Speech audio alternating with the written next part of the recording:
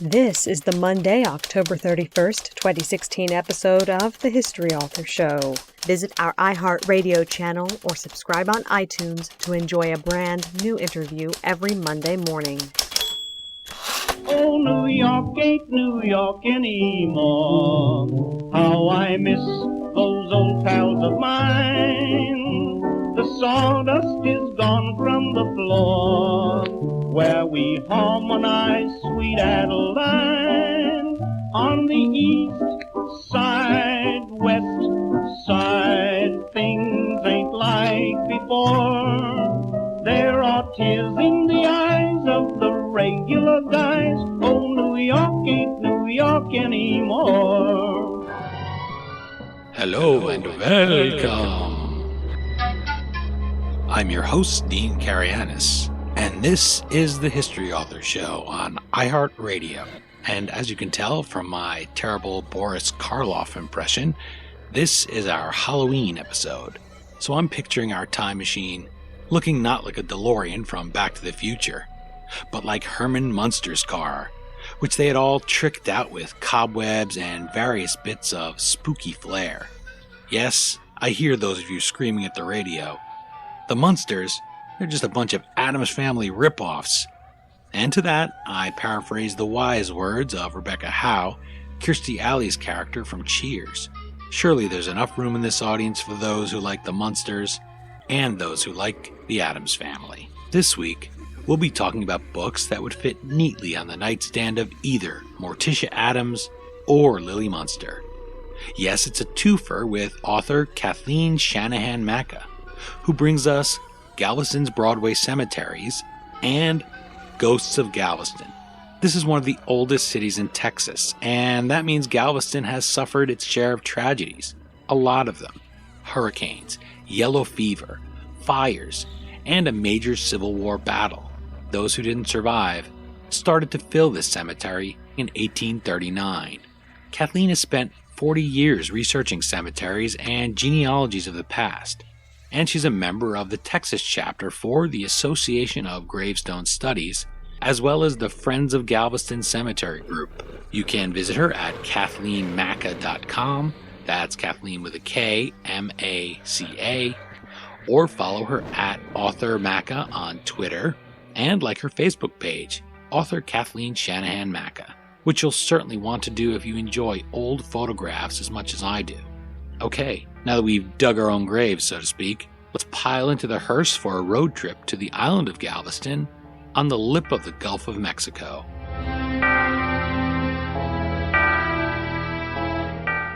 I'm joined on the line from Houston by Kathleen Maca, author of both Galveston's Broadway Cemeteries and Ghosts of Galveston. Thank you for making the time to talk with the History Author Show. Well, thank you for calling. I appreciate it.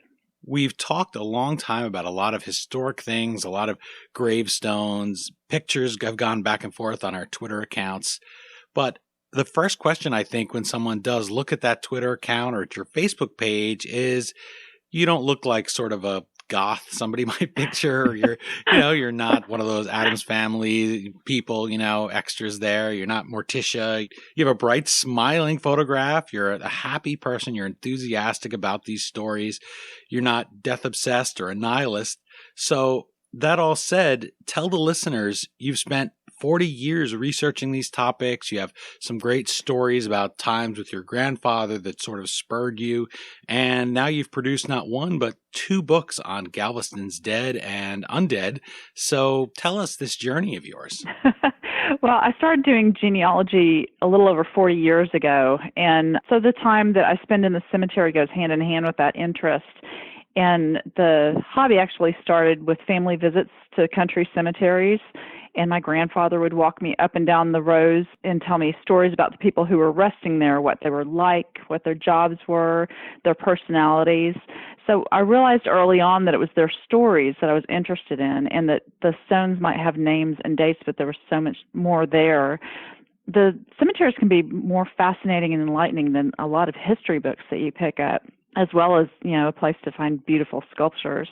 But as strange as it sounds to spend a lot of my time in cemeteries, I don't think of them as places of death. I think of them more as places to remember lives and find out more about those lives. So I don't think of them as spooky places like most people do. It seems like an interesting place for a grandfather to take a granddaughter, too. How did he start that up? Is it something he was always interested in? No, it wasn't. He had really not much interest in cemeteries at all. But in the old days, especially, out in the country, as a family, you would go and visit and decorate the graves and clean up the graves on different days, like Memorial Day or right before the holidays. You would go up and clean the family graves and you'd decorate them. And we had a series of little country cemeteries that we would visit when we would go to Oklahoma. And my grandfather, or the man I knew as my grandfather, was really my step-grandfather. So he was not related to any of these people that we would visit, but he had been on the streets as an orphan from the time he was about 5 years old. So he knew everybody in town. In the country cemeteries, they don't have the maintenance like the eternal care like they do in the cities now. So you would pull weeds and trim around the stones and, dust off the stones and then maybe decorate them with flowers. So when my grandmother would want her alone time with the relatives after the graves were cleaned, he would walk me up and down the rows and say, "Oh, that was Mrs. Miller, and she made the best biscuits in town, and she would always leave a warm one wrapped up in a napkin on her back step for me for breakfast. And that was Old Man Sawyer, and he ran the donkey stable, and he'd let me sleep in the hayloft in exchange for cleaning out the stalls in the morning." So I learned early on that they were real people and places and stories and not just stones. So that's what kind of spurred my interest in cemeteries, and I've never gotten over it. Oh, so you were visiting. It was part of your visiting. I see. Yeah. I was picturing you at home. Okay. Just the ones I have in my yard. 2 books, again, Galveston's Broadway Cemeteries and also The Ghosts of Galveston, the Oleander City, which already sounds like it has some very dramatic Gothic moments. You're thinking of Heavy Weather. You're thinking of an Anne Rice novel kind of thing. You have a lot of those great pictures in there, and the Galveston's Broadway Cemeteries comes under the headline of Arcadia Publishing's Images of America series, those sepia-toned books people may see from their hometown. And I know for myself, having grown up and being of a certain age, if you see a book with your town in it, it's still very exciting. Mm-hmm. Just like we didn't have the internet, right? So if somebody was talking about your town or even your little corner of the state, it's sort of a charge. So I wondered if they approached you, or did you pitch them the idea? I know you have many, many great pictures. Thank you. I actually approached them. I was enthusiastic about sharing a little bit of Galveston's history that wasn't as widely known, and there weren't any books out on the cemeteries. There's a grouping of cemeteries right on the main boulevard. There are 7 cemeteries together. It just looks like one large one. And I had spent a lot of time there doing research, and I was kind of shocked that there wasn't a book out about it because I had so many people ask about it, and tourists always stop by there. So just kind of on a whim or whatever, I approached Arcadia thinking, well, I'll learn when they turn me down. I'll figure out why they turned me down, and I'll do better with the next company. But they absolutely were enthusiastic from day one, and it was just, sound the starting gun and go. So that was very lucky. Then how did the second book, how did Ghosts of Galveston come to being? That was kind of an outcropping of the cemetery book. A lot of people associate cemeteries with being spooky places, which, as I said, I don't necessarily. But when people would find out I was doing research about the cemeteries, they would say, "Oh, are you coming up with any good ghost stories?" And then they started asking me to start collecting ghost stories of Galveston, which anybody that spent any time in Galveston has heard some of them because there are so many. But when I talked to the publisher just in passing on it, they said, "Oh, yes, we want a Galveston ghost story book." So that's what I did as my next project. As for the cemeteries themselves in Galveston, you said there's only one ghost story that's actually there. I guess it makes sense. Ghosts don't want any more to be in the cemetery than we do a lot of the time. But there's one story, and right from the name, it's fun, Nicaragua Smith. So yes. Tell us that story. Oh, he was quite a scoundrel. He was a burglar and a pretty rough character that had come into town. Nobody really knows where he was from. He just kind of showed up right before the Civil War and started causing havoc and He ended up joining the Confederate troops in Galveston because he thought it was a good way to make quick money, and realized really fast he didn't like that at all because you actually had to work for it. So he escaped and went right into the Union lines, and they said either join us or you're under arrest. So he joined the Union troops. Then he got recaptured coming back into Galveston, just kind of as a strange series of coincidences. It's covered in the book. But he was sentenced to death by a firing squad, and they took him out into the plain that was just beyond where the old city cemetery was on a buckboard, and stood him up on his coffin on the wagon and asked him if he had any last words. And he said some expletives that even the newspaper wouldn't repeat at the time. Can you imagine? Now they would have said it word for word. But I had found an old letter from a soldier that had attended, so I knew what he said. But it was basically something to do with his backside and what he would want facing toward Galveston after he left. But he was shot and dropped under the coffin and buried pretty much where he fell, which is now covered by one of those cemeteries. Back then it was a field, but now it's a cemetery. So he's in an unmarked grave, and it's said that he comes back on the anniversary of his death, which is January 3rd, and yells the expletives at passersby. Huh. Well, I guess if he's near a highway, maybe, no one will notice. It's not that spooky. But if you're there in the middle of the night and suddenly you're who, Mr. Smith?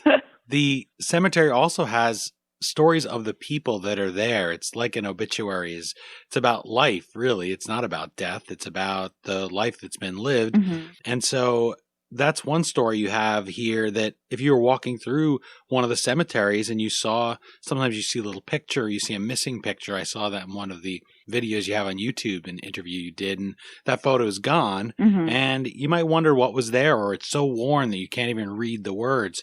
There's one gravestone that always has Mardi Gras beads on it. So if you're walking through, these are the kind of things you'll find in the book. And that's just one story that's very touching, that people still remember you. And I think that when we're all 6 feet under, or however we go, or wherever we end up, it is nice to be remembered. These are lives. And I want you to tell us just that one story, or if you have another favorite one, of why people care for certain graves certain ways, and what stories you love to just draw out when you're walking somebody through, kind of wonders, why am I here? Usually when somebody asks me to show them a grave, I ask them what type of things they're interested in, because if it's somebody that is very interested in history per se, there are veterans from every war, from before statehood in the cemetery. It's pretty amazing. But there are some especially touching ones. Edward Lee, who graduated from the Naval Academy in Annapolis, had joined the Union troops, but his father was part of the Confederacy, and they actually ended up fighting against each other in the Battle of Galveston. The younger Lee was on the USS Harriet Lane, which was captured, and he had been shot, and he ended up dying in his father's arms. And the entire town shut down in mourning. The fighting stopped. They were both Masons, as was General Wainwright, who was killed in the battle. And all of the Masons from the Union and the Confederacy joined together to have a joint funeral for all of the men lost in the battle, and they were paraded through town and buried in the cemetery. So it's a really touching moment of the Confederacy that even members of the same family were fighting against each other, were lost, but the Confederate and Union soldiers were buried side by side by their comrades and family. It's just really touching. So it's just that one in particular is just a very small marker. It's maybe 12 inches high and has a little anchor on top of it. And on the bottom it says, "My father is here," because those were his last words. But you would pass by it and not think anything until you really know the stories behind it. And I think that's what draws people in. Some of them are very ornate, especially for the Civil War. I've seen some of those on your Twitter and on your Facebook accounts, and it draws you, but you might not know any more than what's printed there, and how much can you really put on the stone. How did the dead that you cover in Galveston's Broadway cemeteries first come to rest there? And what are the consequences, or what are the challenges in creating a cemetery somewhere where it's an island? So there's not a lot of space. Also the weather, it's humid. There's hurricanes that sweep through. How did it all come together right here in this place? Well, being buried on an island is definitely a different game. Nobody's buried 6 feet under or they'd be in water. But in the earlier days of Galveston, before there was a city of Galveston and just after the city was established on the island, people were buried out in the sand dunes where the Indians had buried their dead. And as you can imagine, with the nature of sand dunes shifting and things, that didn't work out too well. You know, Aunt Myrtle would be exposed, or the wood plank that you had over her grave would blow away. It wasn't really working too well. And they had a series of yellow fever epidemics in the 1830s. And in 1839 alone, they lost 250 people, which at the time was a big chunk of the population. So in 1839, the city established the first city cemetery, and that's part of the Broadway complex. So that's how the cemetery system started. At that point, it was a respectable distance from town and everything, but of course now it's in the middle of the city by virtue of the nature of the city's growing out. How do people find you? If somebody's there, somebody's going, this is a vacation spot, you have some great historic homes. How has that changed over the years? My car is recognized by a lot of people. It's pretty funny. It's like, oh, look, the white car's there. Kathleen's there. I'll swing in and ask her a question. It's not a hearse? I don't. It's just, it should be, right? I'd have more hauling room for things. I don't do tours of the cemetery. There are people that do tours of the cemetery, but I'm there quite a lot. I'm either helping with gravestone cleaning or doing research about the residents there, or trying to answer a distant family's question about their relative who have made in Galveston. So I'm just there a lot, and people have started to recognize my car. Wow. We have to chase you down and say, wait a minute, this headstone, why are the beads there, for instance? I mentioned that before, so I'll prompt you on that because that's a sweet story, and it's nice to think of people still, as I said, remembering it. So tell us briefly, why does this woman's grave have Mardi Gras beads on it? That's Elizabeth Percival, and she was an English immigrant. She's a very sweet woman, but she married a kind of scoundrel bartender in what was then a rowdy section called the Strand. And he had 2 daughters from a previous marriage, but he was very abusive to all of them. So Elizabeth eventually applied for a divorce, and it was granted, which was unheard of then, but everybody knew his reputation. So Elizabeth and the 2 stepdaughters, Florence and Jessie, moved out, and they started a boarding house and restaurant called the English Kitchen. And they became very popular. They had a good friend base. They were successful in business. And on the Strand, many of the older buildings have kind of what you would be familiar with in New Orleans with the wrought iron balconies off the front of the buildings. And Mardi Gras was coming. So on March 2nd, 1881, she invited all of her friends over to sit on the balcony of the boarding house. And they were watching the Mardi Gras parade, which went right by the English Kitchen. But unfortunately, her husband was hiding in the crowd. And as he passed, he shot up and killed her in front of everybody and then just walked off. So people still leave Mardi Gras beads during Mardi Gras just to let her know that they still remember her. It's touching. It's nice. And you must have felt great being able to share her story, because I imagine that rattled around in your head for years before you were able to publish it. Yes, she wasn't anybody famous. And a lot of the people in the book, some of them are quite famous, but a lot of the people in the book aren't famous. They aren't anyone that anyone knew other than a name on a gravestone. But when I, if you'll pardon the pun, got digging into history about them and found out about them and their lives, people started getting really attached to them, like Elizabeth, who nobody seemed to know anything about. But now people know who she is, and they leave her beads, and they ask about her and ask whatever happened to her stepdaughters, and it's really nice. Another one was the Alberta Family, which is a tragedy. Unfortunately, they have a big grave site there because so many of them died together. That's another unique one, and it's touching and sad and tragic all at once. I mean, this is all the things that we want in history. We talk about it exactly like that. It's just that the history is written on stones instead of in a book or instead of online or in a film. So mention briefly about this family and why that catches your eye when you walk through this sort of giant block with all these names on it, very young names. It's a very large, probably 4.5 feet high granite block with a lot of names on it, and you might just pass by it because it looks almost modern, although it isn't, but it has a lot of names. But if you stop long enough to glance at them, you realize a lot of the death dates are identical, and then you realize that the identical dates are all small children. And what it was a mother who had lost a couple of children and her sister and went into a deep postpartum depression and ended up murdering all but 2 of her children. One of them survived the arsenic that she had given them, and one of the children hadn't heard the call to come down for the drink, so she survived. But she ended up killing all of her children and being sent off to an insane asylum, which 3 years later they declared she was fine to go home. And of course, when she got home, she had realized what she'd done, and she also committed suicide the same way. So the entire family is buried together. But when you think about it, it's odd that it's one of the only places you'll see where the murderess and her victims are buried in one plot together. And what year was that? That was, oh gosh, so that's a test. I'm sorry, I didn't mean that's to. That's okay. It was, I think it was in the 1870s or 1880s. So long before we would have had knowledge of something like postpartum depression, at least we wouldn't have called it by that name. I just wanted to make clear to people it's a long time ago as far as medicine goes. So this is why it's something that is definitely history. It's a long time ago, and it's a tragic story, but many of them are real lives, and also there's art here. You were kind enough to sign my copy of Galveston's Broadway Cemeteries. Thank you for that. You wrote in there, hope you enjoy reading the stories behind the stones. Chapter 5 of that book is titled Stonemasons and Funeral Homes.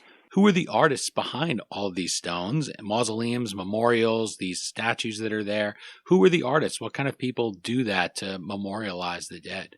Well, Galveston's very lucky in that they have a lot of native artists who lived on the island. There is a family by the name of Ott, O-T-T, who's actually in their 5th generation now of being stone carvers for the cemetery.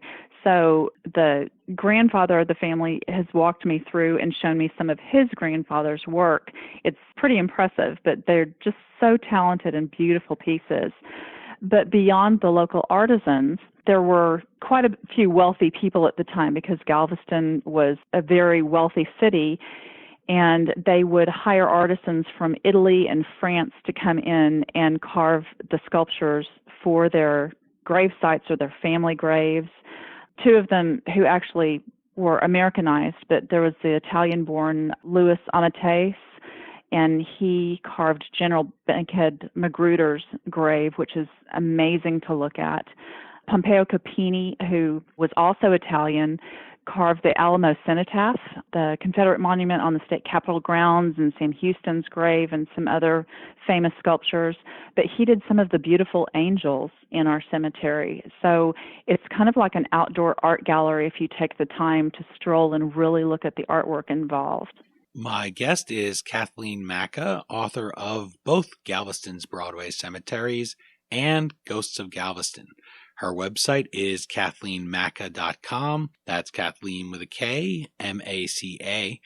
And she's found online at Author Maca on Twitter or Facebook at Kathleen Shanahan Maca. The Houston Chronicle titled an article in 2013, Galveston ranks as one of the nation's most haunted places. So Kathleen will shift a little bit and ask, why here? We know you have a big, beautiful cemetery, but you tell us that there's only one ghost story that has people feeling a little bit jittery around this time of year. So it can't just be the alliteration in Ghosts of Galveston. What is it about the city itself that makes people think they hear something go bump in the night?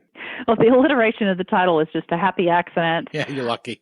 But but Galveston is known as a very haunted island, thick with spirits. I think it has a lot to do with the island's history because of the terrible hurricanes and the Civil War, and there were yellow fever epidemics, and there were so many tragedies in addition to all the good things that it's felt that there are many spirits, and most islanders just accept the hauntings as part of their daily life. You can stop almost anybody on the street and say, do you have a ghost in your house? And they'll say, oh, Fred, and tell you the story of their family ghost. So it's quite amusing, but it's fascinating at the same time. Fred has to be the least scary ghost name ever, Doesn't so it? it probably helps. I mean, wow, yeah. Fred, I don't know. Fred, stop shaking the plates. Fred, stop making the walls bleed. It's not exactly. Do something instructive. Yeah, Amityville Horror, that family probably would just stayed there. Well, we got a good mortgage rate, you know. We got the interest rate is low. We put like 20% down, first time buyer. No sense running out in the middle of the night. Just get used to Fred, put an extra plate Right. out. Back up. But Put on your big girl panties. Come on. yeah, I understand though. That makes sense. People like to sort of embrace it, and it must help with tourism too. It's a fun thing. It is a fun thing. Luckily, most of the hauntings that people talk about are very friendly, or at least they'll ignore you kind of during their activity. There are only a couple that are seen as malevolent, so I think that's why people just take them so casually and accept them. There are ghost tours all over the island. There are some that are on the Strand, which is the old business district, which is heavily infested with spiritual activity. There are some of the cemetery. There's one about the secret societies of Galveston, you know, the Masons and all the groups that people think are so spooky because they don't know that much about them. There are haunted hotels on the island that take great pride in their resident ghosts. It's a really fun thing. And I think that for people who are very serious about history and roll their eyes and think it's silly that people get so worked up in this, it's great that it helps preserve the history, because you look at some of your pictures there and these beautiful old buildings, especially again in the climate and with hurricanes ripping through and the like, and people always developing any oceanside resort town. It would be so easy to lose it. And yet when you get this kind of story, you know, nobody's going to knock down Lizzie Borden's house. So it can help, right? Even though it's sort of, you know, it's not something maybe that you're going to be teaching a Harvard class on. And it's maybe something that people wish to debunk and say, well, it's not really something serious. It can play a role here in preserving real island history. It actually can. I think it gives people that wouldn't normally be interested in history per se, it kind of gives them a niggling to find out more about the historical background of things. If they are interested in ghosts but not history, it kind of lures them in at the same time. But I think communities' folklore, whether or not you believe in it, is an important part of each community's history, and it all ties in. I know that when I was gathering the stories for Ghosts of Galveston, I ended up with over 90 stories to start with. And I knew I had to narrow it down some way. And since I normally write about pretty strictly history topics, I thought, okay, number one, wherever the place is, it still has to exist in some form so people could visit it and see what it is. And number two, I have to only include stories that there's a historical basis for. I can either find a newspaper account of the event that they're saying these hauntings come from, or I can find the person's death certificate or, you know, some kind of city records or whatever. So I actually have documentation for the events that back up the ones that I used in the book, and I still ended up with over 40. So they definitely tie into history, and the book has a lot of history interwoven with the sightings. That has to be because you are a genealogist, as my wife is, and she'll always say, well, you can't guarantee that or this. You have to find some sources. You have to track it down and make sure that you're right. So again, I want people to understand that whether they feel like picking up Ghosts of Galveston or Galveston's Broadway Cemeteries, this is not sort of some gypsy's charlatan there with a folding table at the state fair. The history part of it is what you're taking seriously. It is. It is. And Galveston's Broadway Cemeteries was just a way to share my love for cemeteries, but also to share a lot of the history of Galveston. And I've had so many people approach me that are excited now about the cemeteries and learning more about them, because they would say, oh, I just passed by it for years, but I never went in until I knew some of these stories, and I had to go check them out myself, which made me feel really good. You mentioned the Strand Historic District, the hurricanes that we spoke about, two massive ones in 1900 and 1915. And this is back before we started naming weather, by the way. That didn't start till much, much later. They devastate the city. They kill a lot of people. Those are incredible stories in their own right. But out of this, in a way of maybe dealing with it, we get an interesting ghost story. It's almost a way of memorializing this heroic teacher. Share her story about roaming the Strand and tell us a little bit about what the Strand is exactly for those of us who've never been there. Well, the Strand is a wonderful section of the island. It's the old business district, and it predates the Civil War. They're beautiful buildings. Some of them have the wrought iron balconies. The architecture is just amazing. Some of the buildings are by architects like Nicholas Clayton, who we're very proud of on the island. And the 1900 storm still stands as the nation's worst disaster, if you can imagine that. Think about what damage you have seen in your lifetime from Katrina on the news, but Galveston lost over 6,000 lives, and it seems like every time they do an in-depth study, they want to bump up that number because we'll never know exactly how many lives, but to lose that many people in the majority of the buildings, but they rebuilt and stayed there and reestablished the city, which shows the spirit of the city. But the teacher that you're talking about came about as part of the storm itself, where a lot of people went to the buildings on the Strand because they were large brick buildings during the storm to seek refuge from the high waters. And she was in one of the buildings on a corner, and the floodwaters were up to the third floor. And she balanced on the ledge of the floor and grabbed people out of the floodwaters. And some of them were alive and some of them were already deceased. So the people in the building would stack the deceased on one side and those who were still living on the other side. And she stayed in the building for 3 days trying to nurse those who were injured back to health, and ended up being ill herself and passing away in the building. And her spirit is one of the ones that they say is still in the building that's cited very often. So it's sad, but her heroism is kind of acknowledged in the story that's passed down.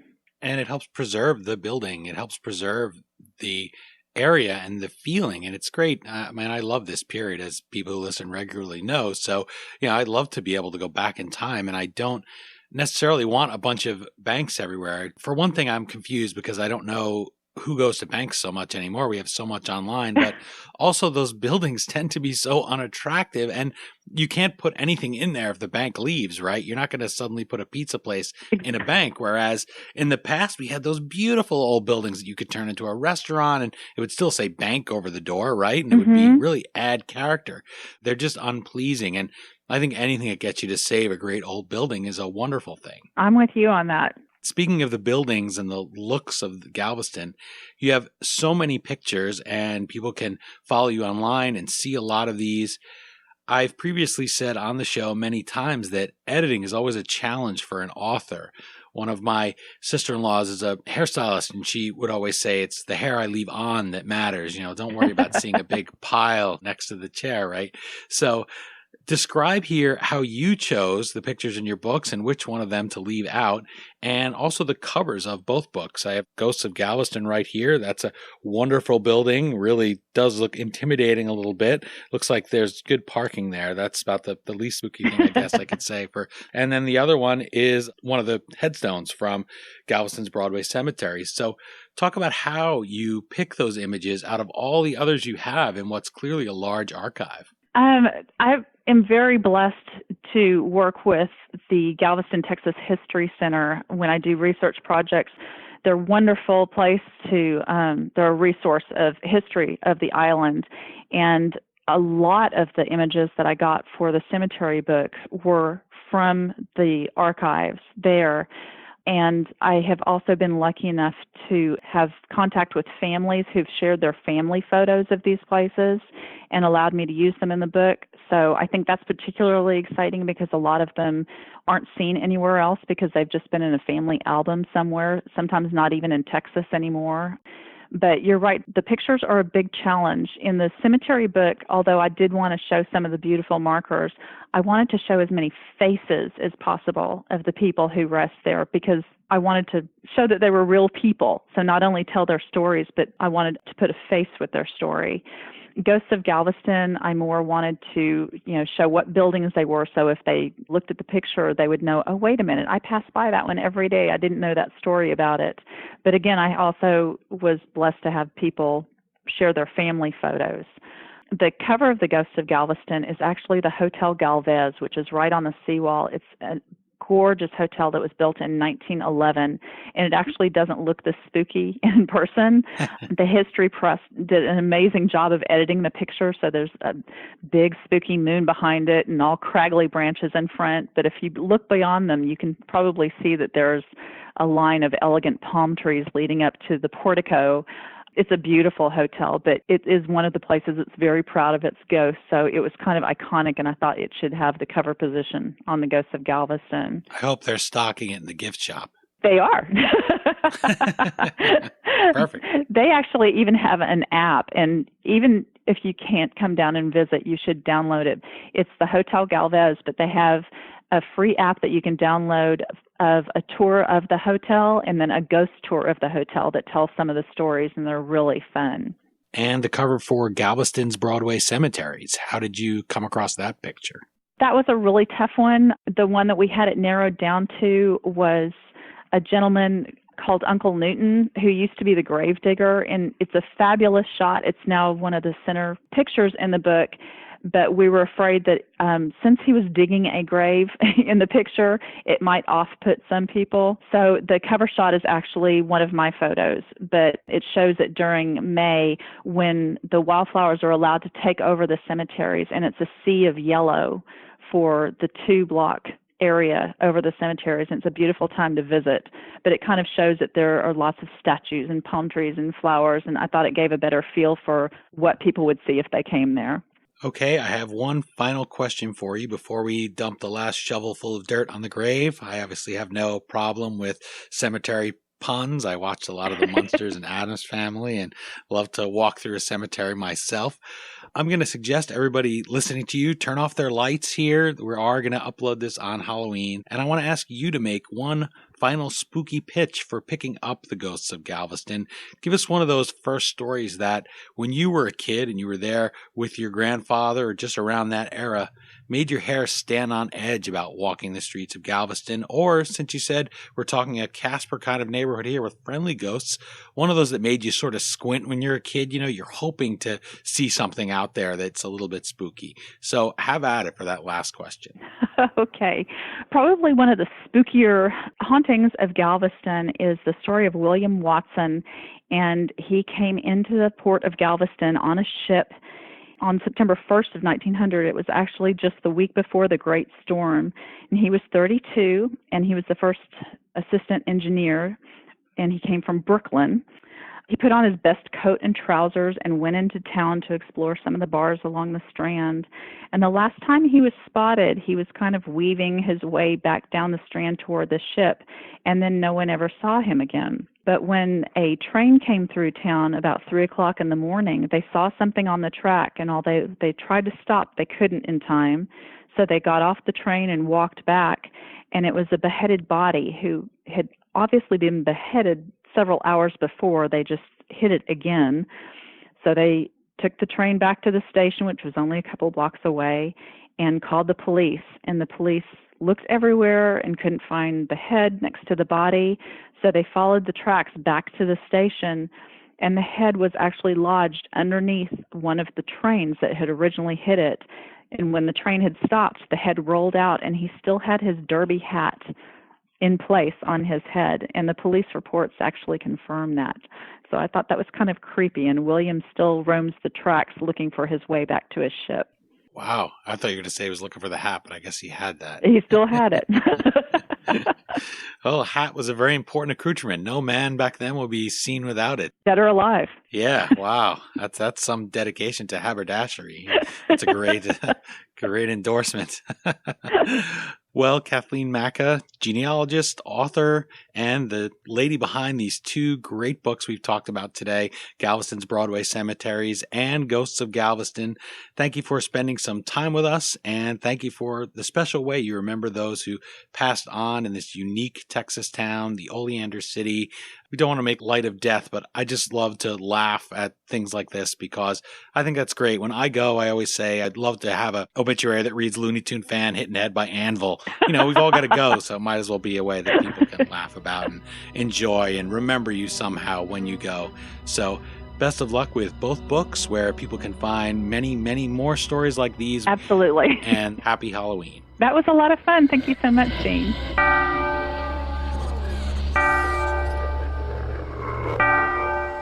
Again, the books are Galveston's Broadway Cemeteries and Ghosts of Galveston. As always, you can find the Amazon link to purchase your copies at historyauthor.com. And we hope you will click through there. Amazon.com gives us a small percentage of every purchase you make at no additional cost to you.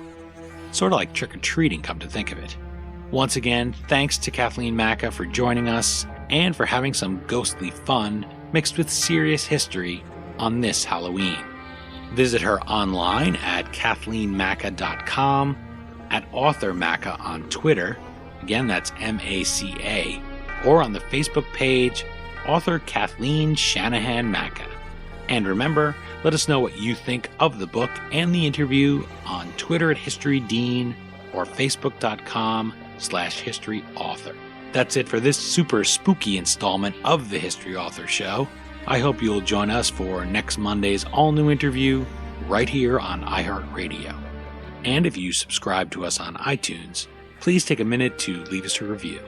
Well, until our next trip into the past together, thanks so much for time traveling with us today, and have a happy Halloween.